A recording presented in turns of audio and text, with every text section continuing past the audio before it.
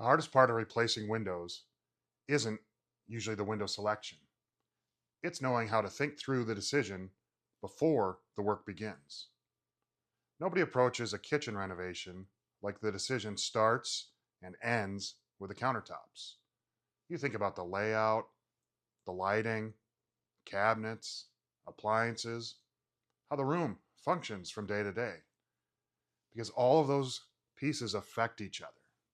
And the goal isn't just to swap materials, it's about more than replacing surfaces.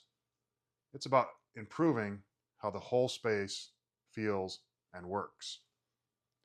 Window projects usually don't get approached that way. They get approached like a product purchase. And that changes the kind of questions that people ask before the project even begins. Most window replacement decisions start with something noticeable: drafts near the glass, condensation in winter, higher energy bills, rooms that never quite feel right, mold showing up where it shouldn't. Those are real signals. And replacing the windows can absolutely improve things. New windows perform better. That part's real.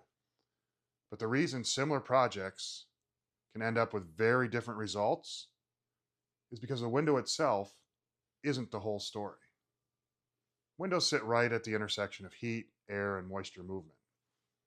That means they're often one of the first places the house starts showing you how it's performing. And once that part of the house gets opened up and changed, there's an opportunity to affect more than just the window itself. That's the part people don't have a framework for. Not because they're careless, but because nobody teaches them how to think through that kind of decision.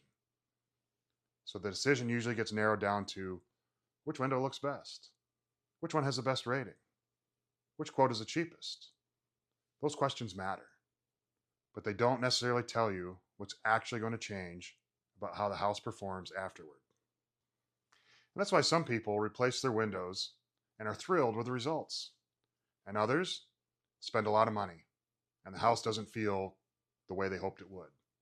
Not because the windows were bad, but because the project never expanded beyond the window itself. Once the work is done, that missed opportunity usually disappears with it until that part of the house gets opened up again someday. So before replacing windows, it helps to slow the decision down, just enough to ask better questions. What else is happening here? What changed over time? What am I actually hoping improves after this project is finished?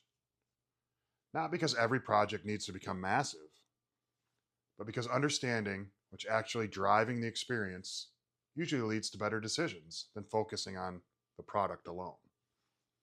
And even asking those questions puts you ahead of how most projects get approached.